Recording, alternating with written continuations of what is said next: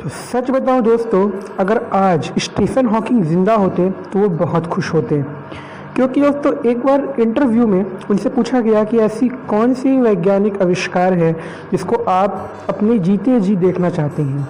तो उन्होंने जवाब दिया कि मैं चाहता हूं कि न्यूक्लियर फिज़न या न्यूक्लियर फ्यूज़न प्रोसेस में जो हीट या एनर्जी जनरेट होती है उसको अर्थ पर as a energy source use किया जाए।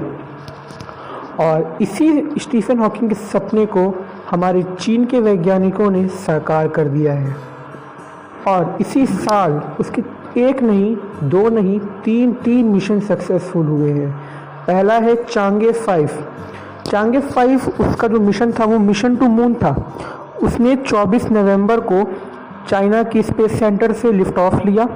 1 दिसंबर को चांद की सतह पर लैंडिंग की और वहाँ से मिट्टी इकट्ठा की और वहाँ से उड़ान भी भर दी। और 17 दिसंबर को, आज से 1 हफ्ते पहले, उसने चांद की मिट्टी 2 किलो मिट्टी लेकर पृथ्वी पर सही सलामत वापस भी आ गया। दूसरा था कि उसने जुलाई में मंगलयान लॉन्च किया अपना, और ये मंगलयान सक्सेसफुली लॉन्च भी हो गया। और तीसरा सक्सेस कि उसने अपना आर्टिफिशियल सन बना लिया है। जी दोस्तों, चाइना का जो ये आर्टिफिशियल सन है जो आजकल न्यूज़ में, इंटरनेट पर और काफ़ी जगह बहुत ज़्यादा वायरल हो रहा है, वो बात सच है दोस्तों कि उसने ऐसा काम सच में किया है। लेकिन दोस्तों ये तो हुई मीडिया की बात है, तो चलिए समझते हैं कि क्या है चाइना का ये आर्टिफिशियल सन।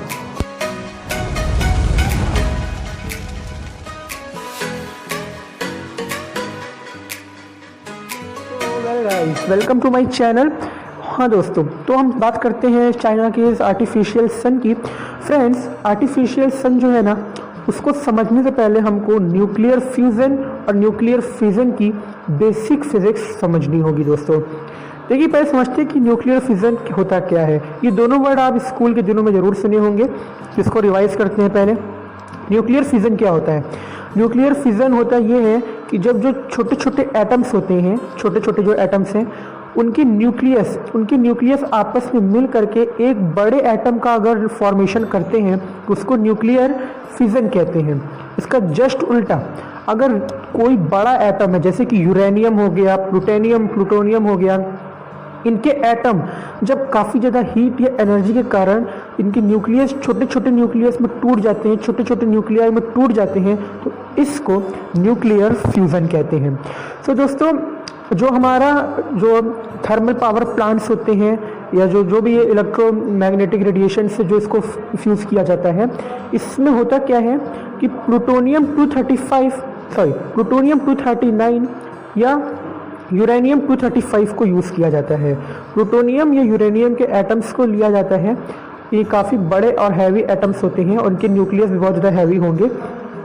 इसको काफ़ी ज़्यादा हीट पर इसको हीट किया जाता है, काफ़ी ज़्यादा टेम्परेचर पर हीट किया जाता है, और इसी हीट के कारण इनके जो न्यूक्लियस है वो काफ़ी सारे छोटे छोटे न्यूक्लियस में टूट जाते हैं और इनके फ्यूज़ होने के बाद गामा रेज और न्यूट्रॉन्स भी रिलीज़ होते हैं, और इसी को न्यूक्लियर फ्यूज़न कहते हैं।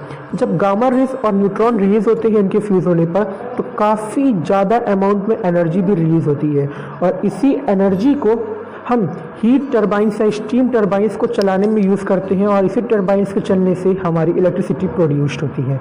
तो इस तरह होता है हमारी एनर्जी का शुरुआत। लेकिन दोस्तों, न्यूक्लियर फ्यूज़न में एक खामी ये है कि न्यूक्लियर फिज़न में कि जब ये न्यूक्लियर फिज़न होता है ना, तो काफ़ी सारे जो है रेडियो एक्टिव वेस्ट आते हैं, जो कि काफ़ी ज़्यादा हार्मफुल भी है। रेडियो एक्टिव वेस्ट ऐसे वैसे वेस्ट नहीं होते, काफ़ी ज़्यादा हार्मफुल होते हैं।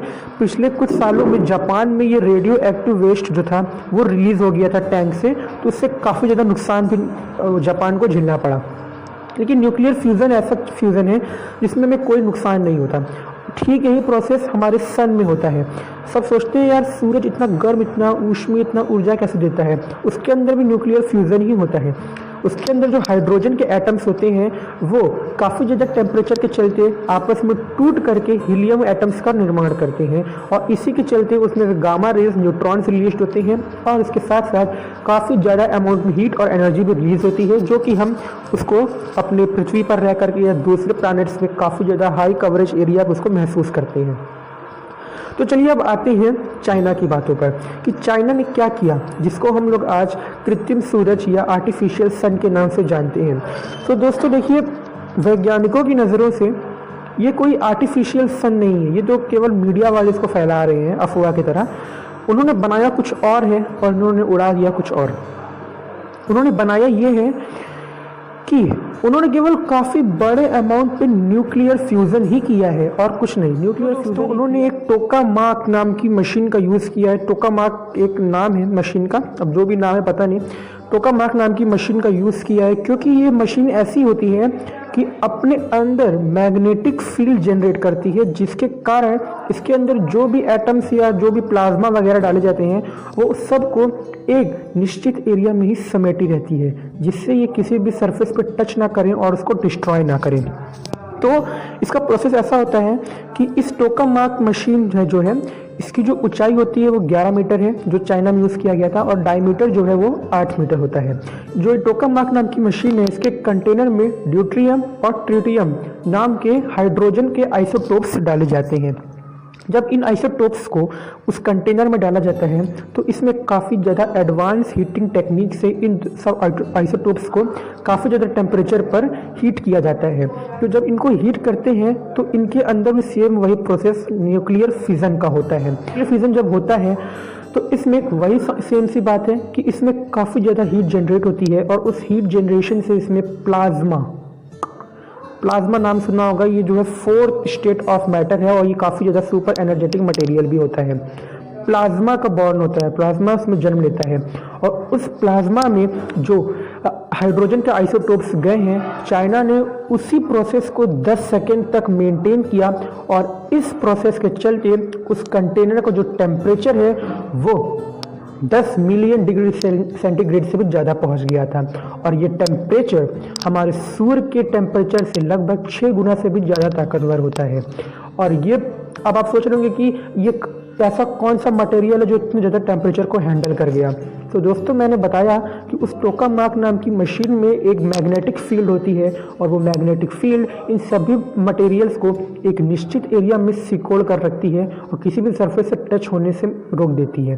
तो इसीलिए ये एक सरफेस एक मतलब कि एक रीजन में ही केवल डिफाइंड थे और मतलब कन्फाइंड थे, ज़्यादा फैले नहीं थे और ये 10 सेकेंड्स तक पूरा टेम्परेचर मेंटेन रहा।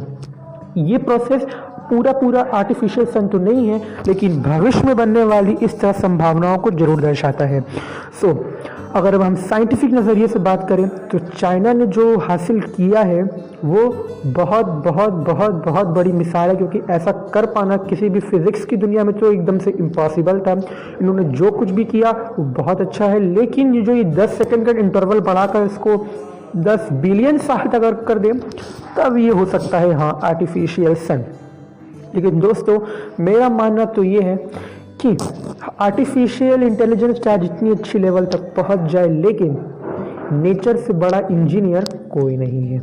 क्योंकि दोस्तों ये 10 सेकंड में बनाने के लिए इन लोगों की हालत ऐसी हो गई, तो सोचो 10 बिलियन साल बनाने के लिए इनका क्या होगा। इसलिए दोस्तों तब तक शायद हम लोग का भी खात्मा हो चुका होगा।